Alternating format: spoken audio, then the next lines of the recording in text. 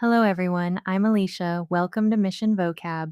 Today's advanced English vocabulary word is restoration.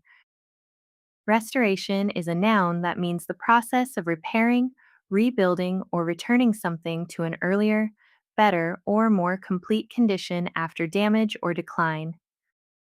For example, the restoration of the old theater took 2 years as workers repaired damaged walls, replaced broken seats, and carefully preserved its original architectural design. After the wildfire, volunteers began the restoration of the park by clearing debris, repairing trails, and planting native trees where the landscape had been damaged. The museum funded the restoration of the painting, allowing experts to remove dirt and repair faded areas without changing the artist's original details or style. Synonyms for restoration include repair, renewal, rehabilitation, recovery, and revival.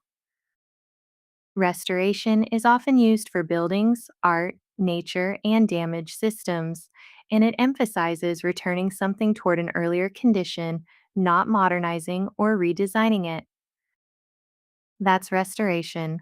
One word, stronger English.